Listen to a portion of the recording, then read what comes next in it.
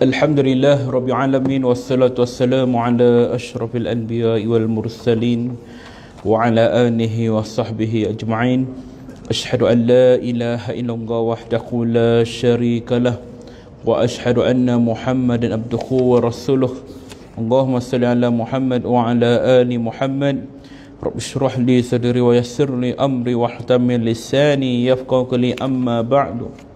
Al-Fatihah. A'udzu billahi minasy syaithanir rajim. Bismillahirrahmanirrahim.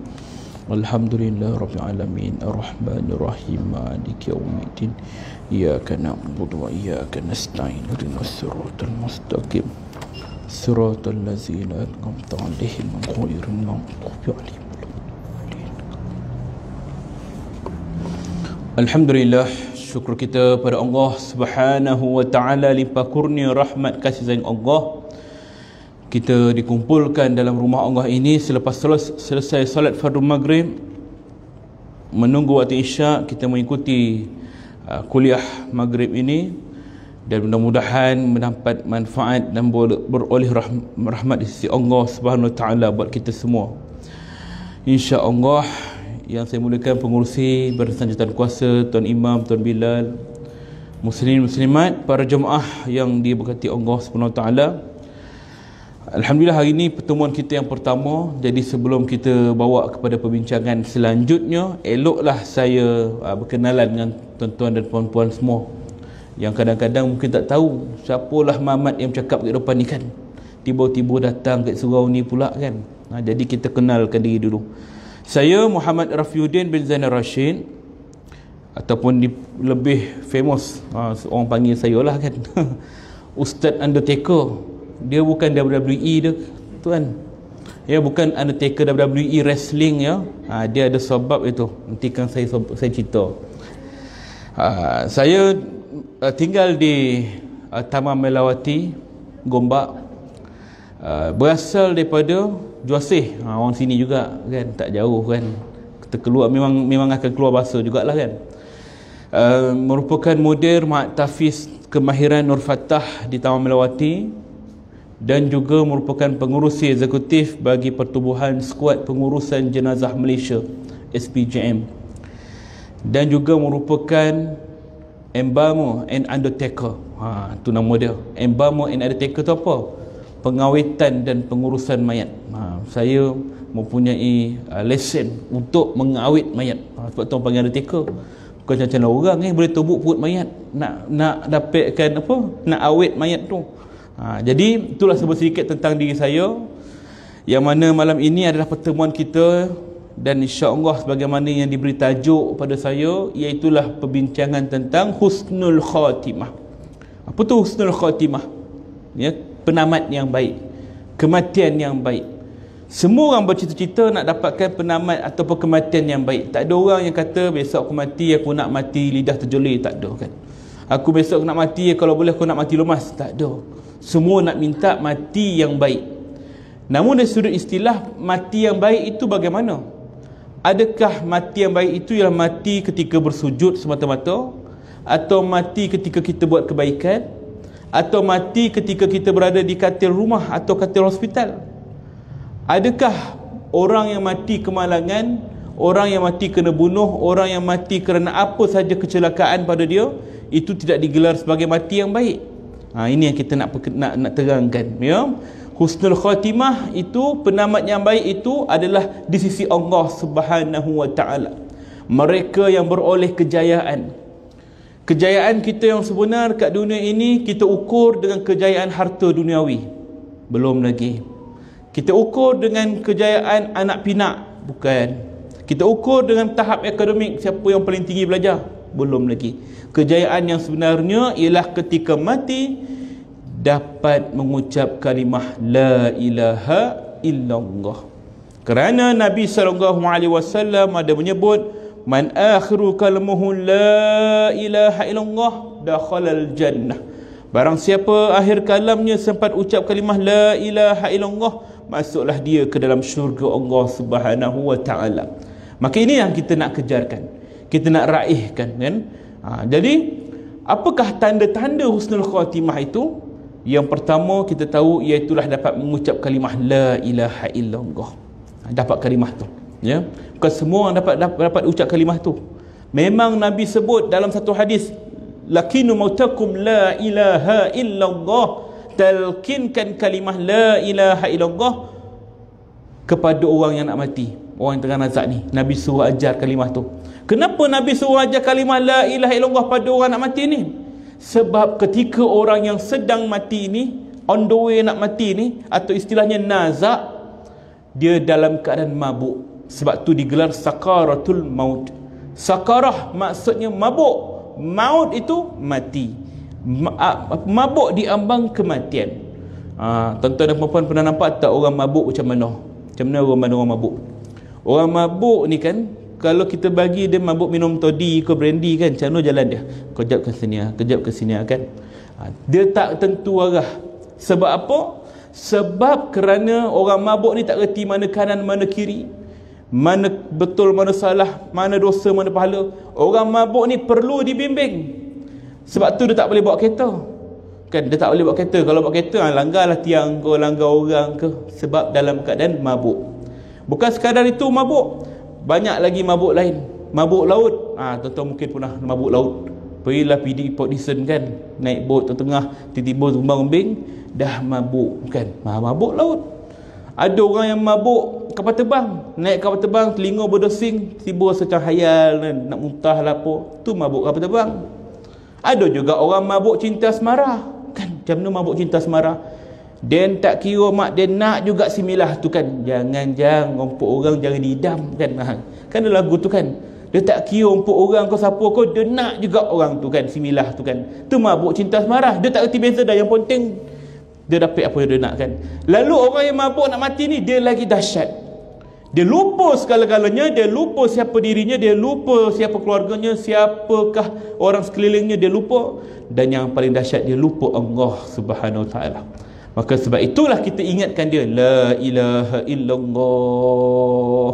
Kita bisik pada telinga dia, la ilaha illallah. Kita bisik pada dia. Itu kalimah yang Nabi ajar, kalimah la ilaha illallah dia. Dia bukan macam drama swasta yang kita tengok kat TV tu kan. Tanah kubur ke cerita apa-apa lah yang kat dalam TV tu. Bila orang tanazak, dia ajar macam mana? Bang, ucap bang, asyhadu an la ilaha illallah. Yang heran tuan nazak tu pun dapat sambut, asyhadu an la ilaha illallah wa asyhadu anna Muhammadar Rasulullah wa asyhadu anna Muhammadun Rasulullah. Aku bersaksi tiada Tuhan selain Allah. Aku bersaksi. Ni semua pembongak. Mana ada orang nak mati mengucap panjang, siap makna, lagi tambah kemuliaan dia tu siap jari macam ni kan. Ini semua pembongak. Berlakon boleh lah bang. Pasal apa berlakon? Ikut arahan produser. Kalau pengarah kata cut, bangun balik mayat tu. Kenapa tuan? Kurang feeling, buat sekali lagi. Mati balik 3 kali, mati hidup pun tak ada hal. Pasal apa? Berlakon. Hakikat sebenar kalau nak sebut Allah pun bukan kalimah yang mudah. Ya, bukan. Ya. Sebut Allah pun bukan mudah. Nabi ajar kalimah ringkas je. La ilaha illallah. Itu sunnah pada kita, ajar pada dia. Pahala tu dapat pada kita bila kita ajar pada dia. Adapun tidak menentukan sama ada dia boleh ucap ataupun tidak. Sebab yang menentukan dia dapat ucap ataupun tidak adalah Allah. Allah sebut dalam Quranul Karim, surah Ibrahim ayat 27, a'udzubillahi minasyaitonirrajim, yusabbitullahu allazina amanu bil qaulis sabit fil hayatid dunya wa fil akhirah. Allah menetapkan pendirian orang-orang yang beriman dengan kalimah yang tetap teguh dalam kehidupan dunia dan akhirat. Allah menetapkan pendirian orang-orang yang beriman. Maknanya, kalaulah ketika orang yang mati tu, dia mati sendirian kat rumah. Ni musim Covid ni tuan-tuan, ya. Saya dalam NGO saya SPJM ni, hari-hari uruskan jenazah Covid ke KL Selangor tu lah. Masa backlog tu, masa backlog jenazah banyak kat hospital tu kan, satu hari tu kadang-kadang mencecah 30 mayat kita uruskan. Nek moyang ramai kan. Antara mayat-mayat ataupun jenazah yang mati tu, ada yang mati di rumah, orang panggil brought in dead, mayat dibawa mati ke hospital kan, dia akan test swab dan sebagainya kan. Lalu timbul persoalan ketika mana orang tu tengah nazak nak meninggal dalam rumah dia seorang-seorang tu, siapa yang ajar kalimah la ilaha illallah ketika dia sedang nazak tu? Tahu-tahu dah meninggal kan, siapa ajar dia? Waktu tu dia tak boleh fikir dah. Lalu ayat inilah yang meneguhkan bahawa orang yang beriman, orang yang beramal soleh, maka Allah lah yang akan ingatkan dia. Dia sendiri akan dapat sebut perkataan tu. Walaupun kelilingnya tak ada orang, dia akan sebut la ilaha illallah. Dia akan mati dengan kalimah tu. Itu janji Allah. Allah teguhkan orang-orang yang beriman dengan kalimah yang tetap teguh. Kalimah apa? La ilaha illallah fid dunya wa fil akhirah. Di dunia dan juga di akhirat. Maka tuan-tuan, ini yang kita nak tekankan, bahawa kita kena jaga kalimah la ilaha illallah ni bukan hanya di bibir, tapi keyakinan di hati. La ilaha illallah, tiada Tuhan selain Allah. Maknanya kita mengesakan Allah, kita menafikan segala apa yang ada pada makhluk, sehingga kita utamakan Allah dalam segala urusan. Masuk azan, capek-capek kita duduk kat surau, kat masjid, nak semayang. Bukan time tu lah, sekejap lagi lah settle kerja ni kejap. Ni kita utamakan Allah Ta'ala, ya? Maka orang begini Allah Ta'ala pasti teguhkan dia ketika dia nak mati. Namun ayat yang sama selanjutnya Allah menyambung, wa yudillullahu zalimin. Ini ayat yang sedih tuan-tuan. Wa yudillullahu zalimin. Allah juga menyesatkan orang-orang yang berlaku zalim. Allah menyesatkan orang-orang yang berlaku zalim ni siapa? Berlaku zalim pada siapa? Bukan pada orang lain, tapi dalam ayat ini sebut berlaku zalim pada diri mereka sendiri. Dia berzalim dengan diri mereka sendiri dengan apa? Perbuatan maksiat. Buat dosa, tak semayang ke, tinggalkan solat ke, semayang lebih kurang, tak apa lah ujung waktu ke, dia ambil hak orang ke apa ke, benda-benda beginilah, menzalimi diri mereka sendiri. Allah boleh sesatkan dia. Maksud sesatkan dia bagaimana?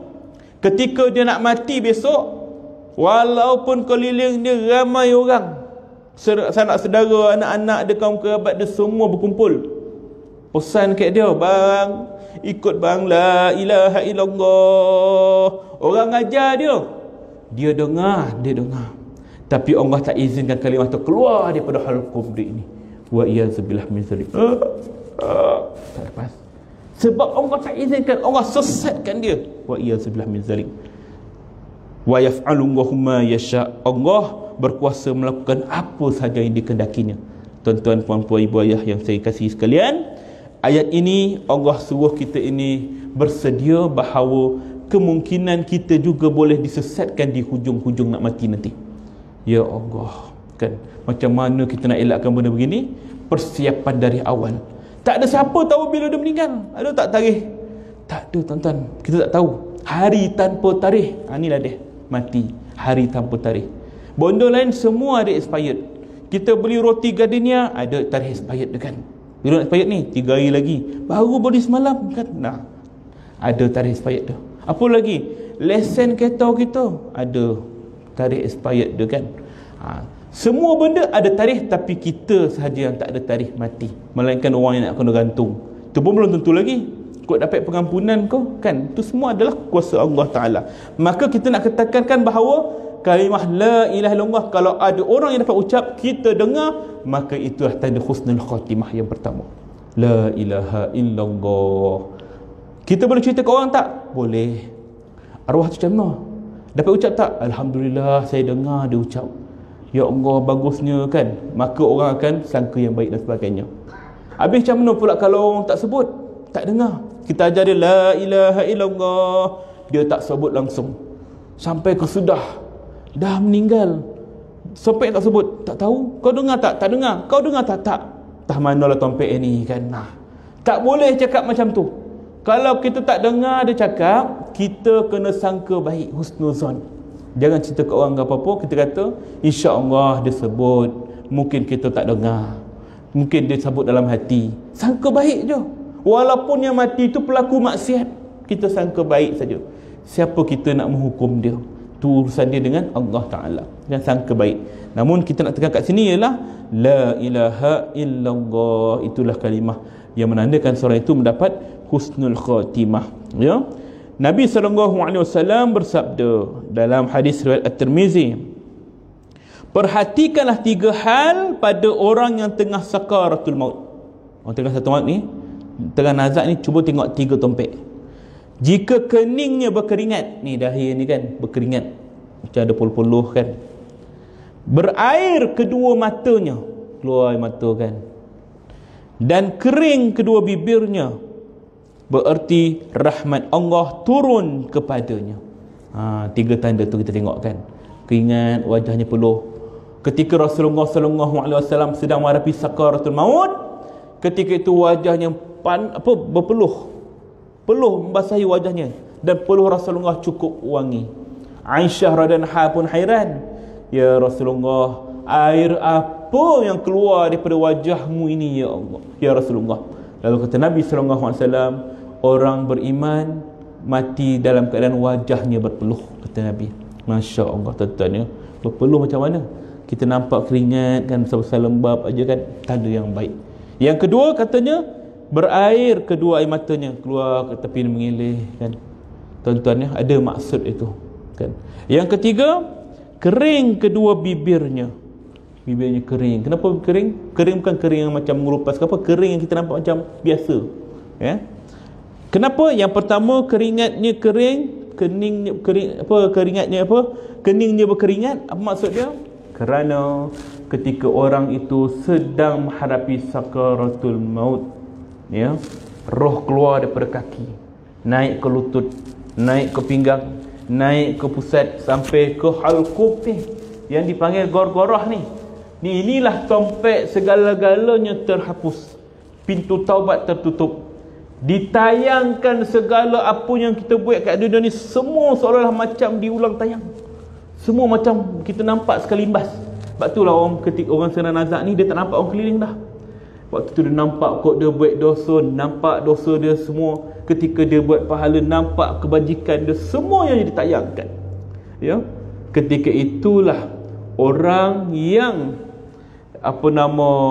dalam keadaan nazak ini, dia dipuji-puji oleh malaikat kan? Malaikat puja dia kan, ahlul jannah kan, ahlul jannah ahlan wassalan, seolah-olah macam menyambut dia. Dia rasa macam kalau kita lah kan tuan-tuan, nak menunggu keputusan, lepas tu orang nak mengumumkan nama kita, kita rasa berdebar-debar. Macam itulah pepeluh wajah dia menunggu berita tu. Tiba-tiba awak adalah pemenang yang bertuah. Wajah dia rasa macam ya tak ya ni, ya tak ya ni. Sebab itulah wajahnya berpeluh, seolah-olah merasa terlalu seronok. Begitu juga kenapa air mata keluar di matanya, kerana ketika itulah dia dah melihat gambaran syurga. Dia dah lupa dah nampak orang keliling. Nampak gambar syurga melambai-lambai dia. Dia sayang keluarga dia, tapi nampak syurga mengalir. Penat dia selama ni ibadah, selama ni dia buat apa saja yang Allah suruh, dia tinggalkan apa yang Allah larang, apa saja yang dibuat kerana agama. Terlihat ya Allah, air mata gembira keluar daripada wajahnya, gembira sangat. Dan bibirnya kering, kenapa? Kerana dia mengucap subhanallah, subhanallah, masya Allah, memuji-muji Allah. Sebab tu bibirnya kering, tuan-tuan ya. Ini tanda-tanda husnul khatimah. Masya Allah, kau dapat kat kita ya Allah. Kenapalah gambaran dia kan. Ada orang tuan-tuan, kalau kita biasa tengok drama lah, tanah kubur kau, ataupun mari kita tengok apa, mastika kan. Asal mati je dia dah terjolil lah, apalah kan. Itu semua betul ke tidak? Macam mana tu kan. Dia ada betul, ada tidak, tapi kebanyakannya bongak kan. Bukan bongak apa, menambah-nambah, nak jadikan bahan cerita. Saya ni tak adalah lama uruskan jenazah, adalah dalam 17 tahun. Tapi dalam 17 tahun ni tak ada lagi lah nampak kalau satu tanda yang Allah tunjuk tu sampai ke sekian, sampailah ke bumi, macam tu lah rupanya. Tak ada, tak ada. Dia akan bagi sekali imbas. Ya, Allah jaga aib hambanya. Allah tidak akan buka aib hambanya, melainkan di akhirat nanti baru Allah buka. Kalaulah hambanya itu di dunia, dia buka aib kawan-kawan dia buka aib saudara yang lain, Allah kata Allah buka aib dekat akhirat kan. Tapi di dunia Allah tutup kan. Bagaimana tanda-tandanya? Misalnya kalau orang tu mati dalam keadaan yang Allah nak bagi ibrah pada kita. Ada tak orang yang mati lilas jelih? Ada. Buka, astaghfirullahalazim, tengok lidah panjang kan. Ada. Tak tahu apa dosanya, kita tutup, panggil waris dia. Mai, tengok ni pengancaman. Buka balik, rupa asal. Tak ada dah rupa macam tadi. Ada yang muka gelap. Wa iyazubillah min zalik. Ada satu kes tuan. Ini saya memang unsensor kan. Ni ada live ni kan. Tapi saya bagi tahu ini kejadian yang benar. Masa tu tak ada lagi handphone canggih ni. Kita pakai handphone butang-butang. Kalau ada handphone canggih dah sempat dah kita snap gambar kan. Tapi tak ada. Dulu ya macam tu. Sekarang kurang dah.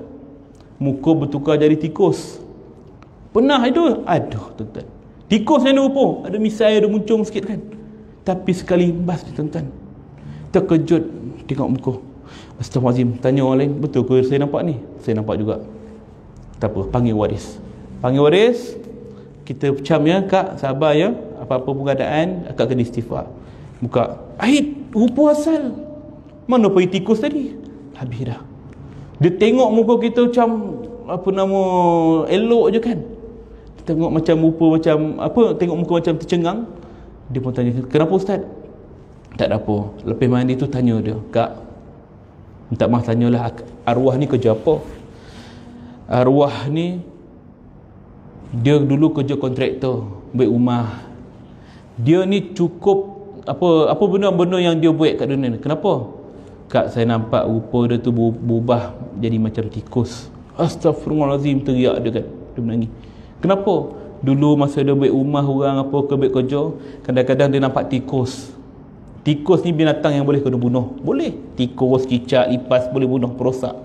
Tapi dia bukan setakat bunuh. Dia angkat tikus tu, diikat ke ekor tu, ikat ekor tu, dia baling pusing, baling ke api. Rendam dalam air. Dia suka tengok tikus tu terseksa sehingga mati. Maka itulah mungkin ibrah pada kita yang hidup, bahawa menyeksa binatang walaupun binatang tu boleh dibunuh, maka menyeksanya berdosa. Kan Nabi sebut cicak tu boleh tak bunuh? Boleh bunuh. Tapi sekali ketuk dapat pahala. 2 kali ketuk separuh pahala. 3 kali ketuk suku pahala. 3 kali ketuk tu masa sampai matilah. Kalau ketuk berkali lagi tak mati-mati kan. Daripada pahala jadi dosa, menyeksa dia. Anak bodoh bunuh betul-betul kan. Kadang kita sedap plastik kan, aim dia betul-betul, tap, jatuh, tak mati lagi, ambil selipar kutut cepat, tap kan. Macam tu kan. Jangan main lagi tarik ekor dia biar putih kan. Tapi tak ada lagi lah saya jumpa rupa macam cicak kan. Tapi jangan minta lah tuan-tuan ya. Tapi itu hakikat dia. Tapi Allah tak akan tunjuk benda tu secara lama. Semua orang nampak aib dia kan. Allah akan jaga. Ada juga yang baik, Masya Allah, dia tersenyum. Senyum dia tu bukan senyum macam kita senyum sekarang ni. Banyak jenazah yang kita jumpa senyum biasa. Tu biasa. Ini senyum tu nampak dia punya losong pipit. Apalah bahagia warna orang ni kan. Kak, mari kak tengok laki akak ni. Buka balik, elok muka macam asal. Tak ada senyum tadi. Arwah ni apa kerja kak? Biasa je, tak ada buat apa pun. Tapi dia ni rajin lah, rajin sedekah apa semua. Dia tak dendam dengan orang dah. Maknanya ada tanda-tanda yang Allah bagi sekali imbas juga sebagai ibrah kita juga, pengajaran. Ambil apa waktu dia hidup tu, apa yang dia buat. Ini semua rezeki ya, masing-masing ya. Dalam hadis ini juga menyebut, tetapi jika ia kelihatan seperti orang yang tercekik,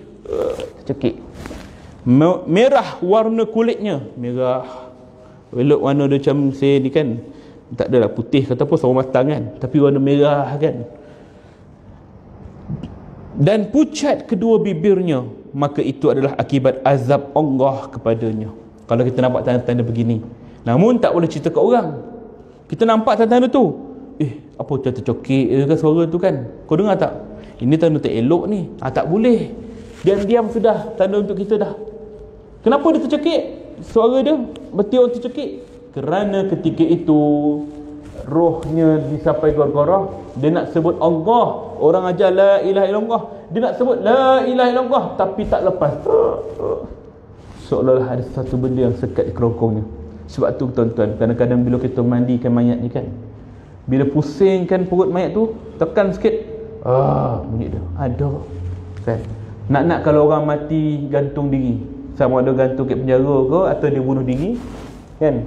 Bila kita turunkan dia, mungkin waktu tu dia dah berbunyi ataupun waktu nak mandikan jenazah tu, kan? Pusing perut sikit, angin dan pun ni tolak kotak suara tu. Itu adalah baki suara yang dia jerit minta pertolongan, tolong selamatkan aku kerana keperitan sakaratul maut. Tapi tak ada siapa dengar jeritan dia. Jeritan tu keluar setelah dia meninggal. Mati. Allahu Akbar. Merah warna kulitnya kerana menahan kesakitan sakaratul maut, yang disebut dalam banyak hadis, ia seumpama disiat-siat kulitnya, seumpama satu batang duri dimasuk ke dalam mulut sampai ke jantung lalu disentak keluar. Itu umpamanya. Maka dia menahan kesakitan tu sampai merah kulit dia dan pucat kedua bibirnya. Pucat kenapa? Nak cakap tak boleh, seolah-olah macam ada benda tahan. Macam darah kita lah, kalau kita kepit tangan kita ni, pucat jadi, kan? Macam itulah ibaratnya orang-orang yang mendapat azab daripada Allah Subhanahu Wa Taala, ya. Jadi tuan-tuan, ya, kita ni bukan nak menjadikan benda ini sebagai penanda pada orang lain. Kita tengok orang mati, kita cari apa kurangnya, apa lebih. Tidak. Tapi hadis ni nak memberikan peringatan pada kita yang hidup ni, supaya kalau mati jangan jadi macam yang buruk ni. Bercita-citalah jadi yang baik tadi. Itu yang kita harapkan, ya. Baik. Inilah benda yang Nabi SAW tekankan, bahawa antara tanda-tandanya ialah la ilaha illallah, kemudian keringat wajahnya, ya, mengalir air matanya. Ini tanda husnul khatimah yang boleh kita renungkan, tuan-tuan, ya. Saya kadang-kadang, tuan-tuan, sebelum saya ambil lesen embalming ni, saya kata embalming ni pengawitan mayat, saya biasa nampak mayat orang bukan Islam, kadang Cina ke India ke mati, dia letak dalam keranda itu, kita panggil kasket, dia ada cermin. Saya pun tengoklah masa tu kat hospital, kita nak tunggu jenazah orang Islam, lepas tu dia tolak kasket tu, kan. Tengoklah ngintai apa dia buat tu, kan. Tengok mayat Cina tu elok tersenyum, tuan-tuan.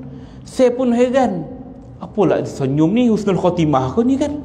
Iya, kan, tengok senyum bersih, ya Allah, apalah rahsia ni, kan? Kalau boleh tahu apalah rahsia ni. Tapi Cina kafir.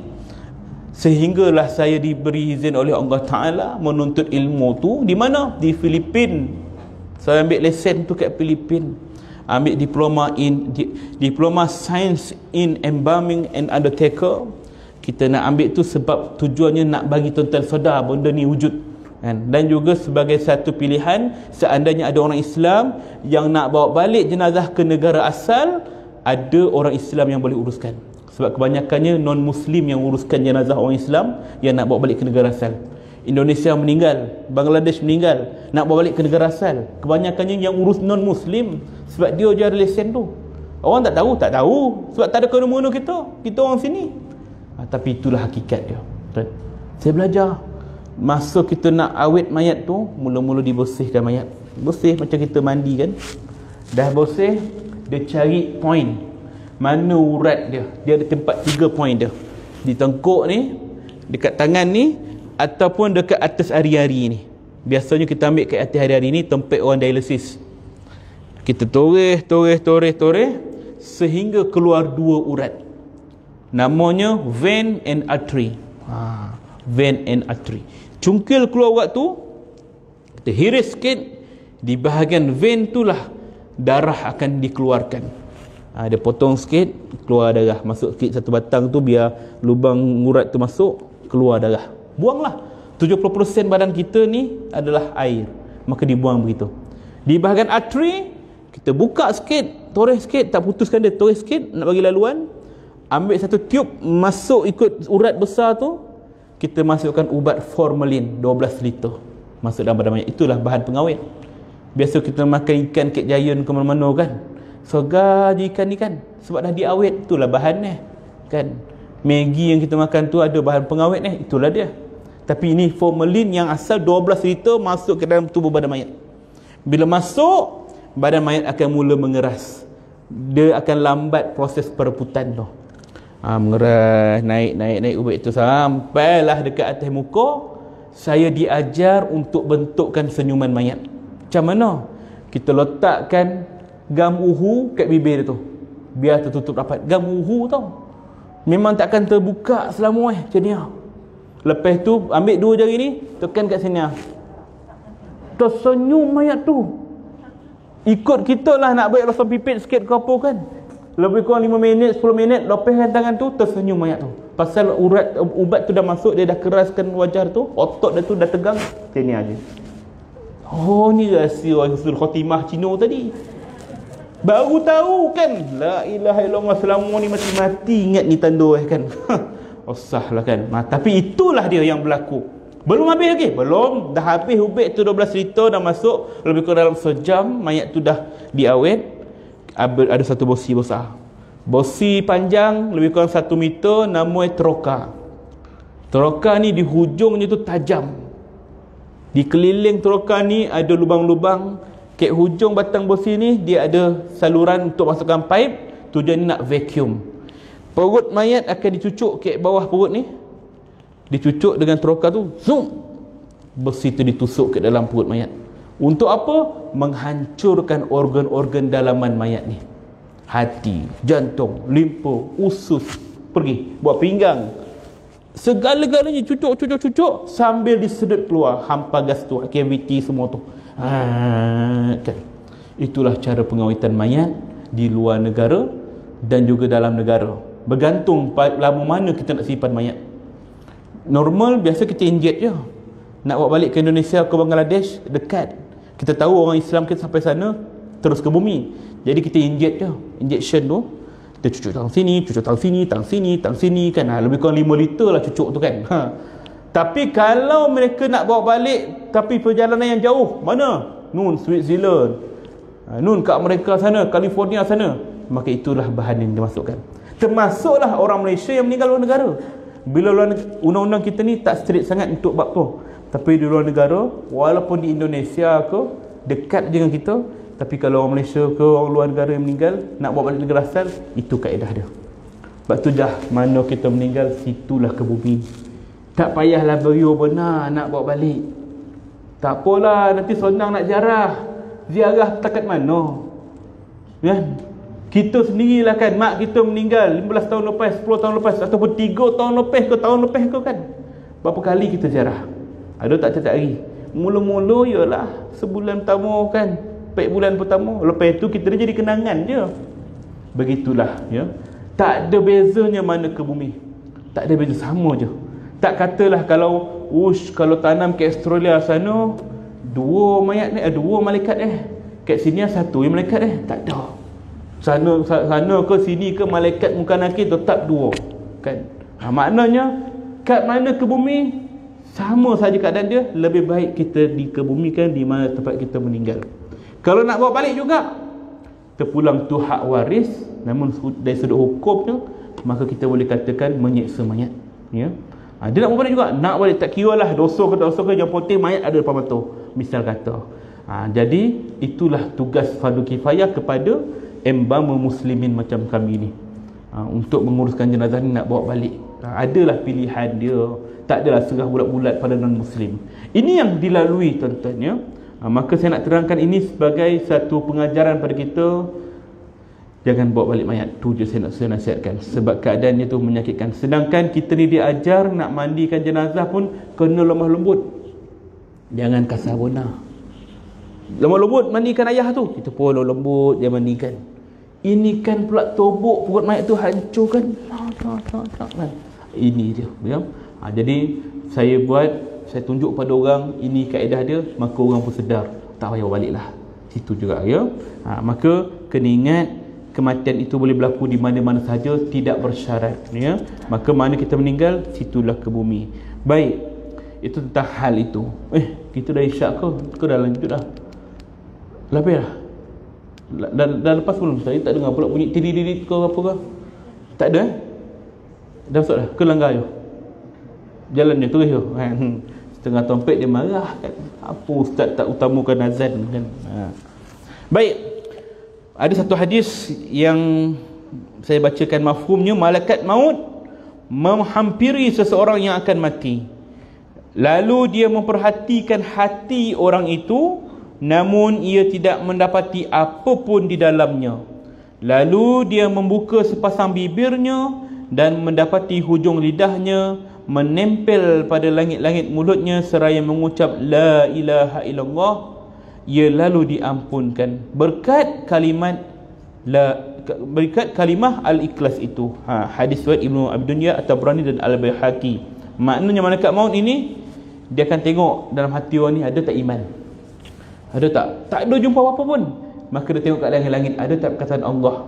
Punyalah dia nak tengok orang ni beriman ataupun tidak sampai ke hujung itu sekali, kan? Sebab tu kita kena usahakan supaya orang mati ni dapat ucap la ilaha illallah. Dapat dengar sekali je dia ucap la ilaha illallah, cukuplah. Tak payah nak dipaksa berulang kali, kan? Ucap lagi bang, doreh bang, ucap lagi bang, tak payah. Sekali pun jadilah, alhamdulillah, syukur. Tapi kalau dia dah ucap sekali tu, jangan diajak bersembang pula. Alhamdulillah dapat ya sebut, kan? Nak air tak bang? Nak, kata dia, kata kena ulang balik, kan? Dia tak boleh kata-kata yang lain. Akhiru kalam la ilaha illallah dakhalal jannah. Mesti kalimah itu yang terakhir, barulah masuk ke dalam syurga Allah Subhanahu wa ta'ala, kan? Ada persoalan tanya kat saya buat kursus jenazah. Dia tanya, ustaz, saya ada soalan lah. Apa pula? Macam mana kalau orang tu pokak? Pokak, kan? Dia tanya saya. Yelah, nak ajar dia tak reti, dia bisu pula tu, kan? Takkan kita nak bagi bahasa isyarat la ilaha illallah, kan? Nak suruh dia bersilat pula time tu, kan? Tidak. Dia masalah pokak ke wa'imah badak sekalipun, kan? Cap maksimum, kan? Kan? Itu bukan urusan kita. Kita ni disarankan ajar aja kalimah tu la ilaha illallah, namun yang mengizinkan tetap Allah. Ya, kalau dia pokak pun, tapi kalau Allah izinkan, dia tetap akan sebut dengan cara dia. Ini tugas kita ialah mengajar saja, bukan hal yang lain, bukan menentukan dan sebagainya, ya. Ini yang perlu kita buat, ya. Baik, kemudian kita ambil satu lagi, ya. Orang yang sedang membaca talqin sebaiknya jangan bernada mendesak. Talqin kat sini bukan talqin yang kat kubur lepas kita ke bumi mayat, tapi talqin yang kita ajar la ilaha illallah di tepi orang mati, kan? La ilaha illallah itu talqin yang sebenarnya. Jangan terlalu mendesak. Sebut bang, copet bang, nak mati dah, habis hujung nyawa dah ni, sebut la ilaha illallah bang, kan? Punyalah dosa dia, jangan. Tapi harus dengan cara yang halus dan lembut. La ilaha illallah. Jangan desak dia, kan? Sebab lidah orang yang sedang dituntun itu kadang-kadang berat untuk bertutur lagi, sehingga bila dipaksa malah makin membebankan dia. Jangan kita paksa. Waktu tu dia berat, sakit. Orang sakit jangan dipaksa. Lama-lama dia suka, akhirnya jadi benci. Diamlah, kita nak sebut. Jadi macam tu susah kita, kan? Dan boleh saja membuatnya tidak suka menirukan ucapan baik itu, maka dikuatiri hal itu menjadi sebab terjadinya su'ul khatimah. Wa iyadzubillah min zalik. Jangan paksa. La ilaha illallah, sebut bang. Kita kena ajar. Lepas tu kalau dia minta apa-apa, bagi. Dia minta apa? Nak air, kan? Bagi dia air. Kat hospital kadang-kadang doktor pesan, ni arwah ni apa, sakit ni, paru-paru dia penuh ke air, dia kena puasa, tak boleh makan, tak boleh minum. Kadang-kadang doktor pesan macam tu, kek waris. Lepas tu tiba-tiba tengah macam tu dia sedar, dia nak air. Tak boleh mak, kan? Mak tak boleh mak, doktor pesan dah, mak tak boleh minum air, kan? Nak air, kan? Tokak kering, bibir dia merekah dah. Memanglah tiup tu masuk ke perut kau, ke tokak dia, kan? Tapi ni tokak dia dikering, dia nak air. Tapi kita dengar pesan doktor, macam mana nak buat? Doktor pesan jangan minum air tu, janganlah digogok satu botol macam ni, gogok sampai kombong perut orang tu. Kita cukupkan syarat je, ambil sudu, suap kat mulut dia, biar lalu kat lidah, jadilah, kan? Nak basahkan, lepaskan hajat dia. Selawat Allah, menemak sikit-sikit, tak lewat banyak, ni doktor marah. Macam tu pesan, kan? Sebab apa? Kalau kita tidak tunaikan hajat dia, siapa yang akan tunaikan hajat dia? Syaitan. Syaitan akan datang, dia menyerupai orang yang dia sayang. Mungkinlah orang yang dia sayang tu, mungkin arwah mak dia ke ayah dia akan datang. Ni mak datang ni, mak kata sakit mak, tak tahan dah, kan? Mak datang nak selamatkan kau, nak bawa kau ke syurga. Mak haus mak, dia orang tak bagi air, nak minta air sikit mak. Ni mak datang ni bawa air daripada syurga, kau nak tak? Nak mak, minum ni hilang haus kau. Doilah mak, doilah Tapi dengan syarat, apa mak, siapa pun syarat menjadilah, kau kena keluar Islam. Apa pula mak keluar Islam? Mak dah mati, mak tahu kat mana syurga, mana neraka, mak tahu mana betul mana salah kan. Jadi ikut mak kan. Dia pujuk setan tu. Kau orang tu lemah iman lepas tu tak ada orang lain yang bimbing la ilaha illallah pada dia, maka takut-takut dia mati dalam keadaan su'ul khatimah. Tak apalah mak baik tu. Rupa-rupanya itulah dia perangkap syaitan. Sebab tu kita kena tunaikan hajat dia. Kalau tidak, syaitan akan tunaikan hajat dia. Apa saja yang dia minta, tunaikan selagi mampu. Janganlah pukul 3 pagi kita marah kat dia. Nak apa? Nak McD lah kan. McD minta Mana boleh mak, PKP pukul 12 tutup dah kan. Jangan marah dengan tu, biarlah auto ni minta McD tengah malam pula. Kalau pukul 8 tadi bolehlah beli. Jangan marah dia kan. Usahakan, kau tak mampu tak payah kan, tunggu besok mak besok tu dah buka McD pagi, kita beratur kat drive-thru tu, belikan dia satu bucket tu kan. Nah mak, McD sebucket kan. Orang tengah nazak ni tak makan banyak, dia ambil lah wedges tu sikit, dia makan ujung je dah cukup lah tu, tak nak dah. Macam tu yo dah tak nak dah. Habis lebih ni siapa nak makan? Kita lah bedal. Maksudnya macam tu lah kan. Tunaikan hajat dia selagi kita mampu ya. Allahu a'lam bisawab tuan-tuan. Jadi boleh berhenti lah kot. Kau ada persoalan? Ada soalan nak tanya kan? Tak sedar masa berlalu. Takutlah saya ni dah lama tak mengajar kat Negeri Sembilan ni. Walaupun ada tauliah, tak tahu peraturan kat sini kena habis awal ke, boleh langgar ke. 1 jam sampai subuh. Kita mula ke apa tadi? Entah. Boleh habis ke apa dalam 8.30 je. Boleh ya? Baik. Jadi ada soalan saya buka, kau ada soalan? Ya? Ada? Baik. Kemudian kita ambil sikit lagi ya. Sesungguhnya makna kalimat tersebut ialah supaya ketika seorang hendak meninggal dunia, di dalam hatinya tidak ada sesuatu pun selain Allah. Dan jika satu-satunya yang dicari olehnya hanya Allah yang Maha Esa lagi Maha Benar, maka kedatangannya kepada Allah merupakan puncak kenikmatan. Maknanya orang yang nak mati ni, kita kena kosongkan jiwanya daripada segala hal-hal dunia. Jangan fikir pasal rotor ke, pasal company dia ke, jangan. Ingat Allah saja. Akan tapi jika hatinya masih diliputi perasaan cinta pada dunia, condong kepadanya dan menyesali hilangnya kenikmatan duniawi, maka walaupun kalimah syahadat tersebut berada di hujung lidahnya, namun tidak menembus ke dalam hatinya, dan nasibnya akan bergantung pada kehendak Allah. Sebab hanya dengan gerakan lidah sahaja tidak banyak membawa faedah, kecuali jika Allah berkenan menerimanya. Maknanya dia sebut kadang-kadang sebut la ilaha illallah, Allah, tapi dalam hati dia fikir tentang harta dia. Siapa nak uruskan aku ni syarikat sekejap lagi ni kebun aku ni tak habis siram lagi ni kan, tak letak lagi baju subsidi tu kan, contoh. Dia teringat benda-benda semua ni kan. Time tu lah terima imbau kan. Masa tu lah kau dia ingat, kita tu lupakanlah pasal baju tu, tak apalah kan, kita buat lah kan. Maknanya kita kenangkan dia ya. Tentang berbaik sangka pada Allah, hal ini sangat dianjurkan pada saat seseorang mengalami sakaratul maut ya. Kita kena ingatkan pada dia supaya sangka baik dengan Allah, sangka baik, husnuzon dengan Allah. Apa saja Allah berikan pada kita, kita sangka baik. Sebab kita takut orang yang nak mati ni dia sangka buruk kan, sangka buruk, ya Allah kan, kata aku ni tak apalah kan, aku tahu dosa aku tahu Allah takkan ampunkan aku kan, macam tu. Kita kata baik, insya-Allah Allah ampunkan kau, biar dia rasa macam dirinya diampunkan oleh Allah. Kita nasihat pada dia, jangan risau, ingat Allah mak, Allah ampunkan kita mak kan. Pesan pegang tangan dia tu. Waktu tu dia tak nampak orang lain dah, putih mata dia kan, dia kenang masa-masa silam apa semua kan. Waktu tu kita ingat Allah banyak-banyak, la ilaha illallah, sehinggalah habis hayatnya. Kita bimbing dia. Sebab apa benda ni kena buat? Sebab besok kita mati pun kita akan minta dibimbing juga. Kita akan minta dibimbing juga kan. Maka kita buatlah sebaik-baik mungkin ya. Baik. Kata Nabi SAW, jika kedua perasaan harapan dan takut tersebut bersatu di hati seseorang hamba dalam keadaan seperti ini, nescaya Allah akan beri apa yang diharapkannya dan menyelamatkan dari apa yang ditakutinya.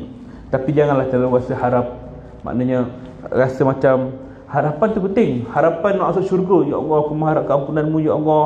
Dan sama-sama kita takut akan neraka Allah.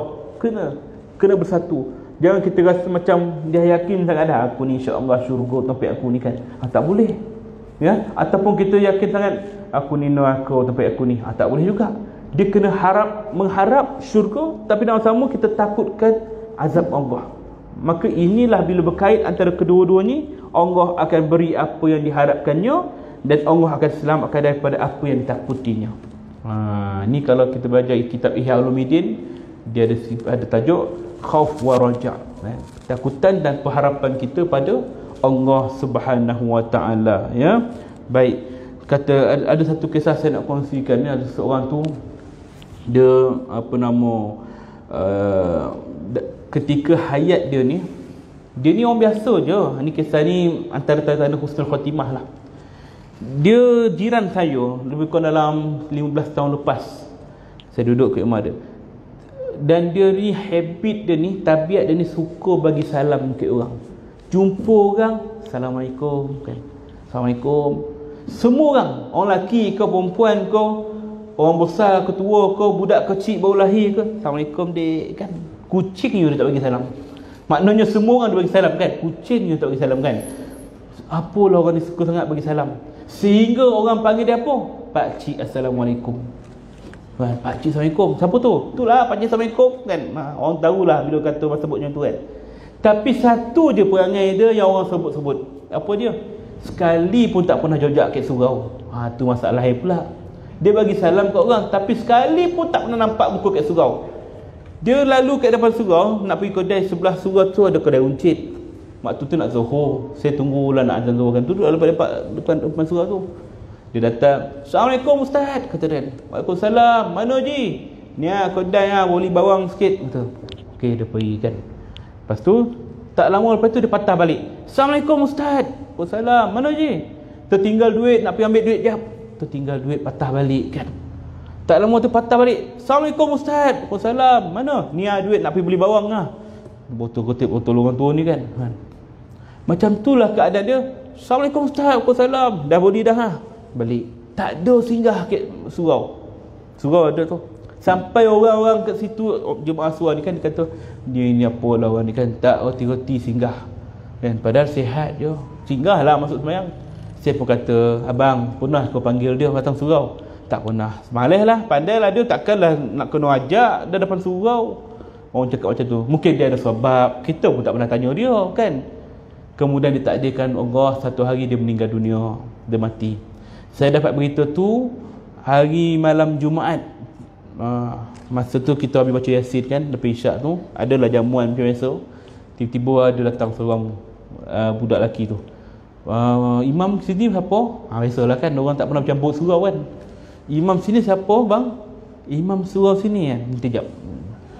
Saya pun tak kenal kan. Cuba tengok kat carta tu kan. Dia tengok, abang lah kan. Kata, usah kau ni, kau duduk mana kan. Ada orang kita kan. Imam tak kenal kan. Apa deh? Minta maaf lah Ustaz, ayah saya baru meninggal, saya nak minta tolong uruskan jenazah dia. Ayah awak siapa? Saya tak pernah nampak muka awak kat sini. Saya ni memang tak duduk sini, saya sekali je balik kan.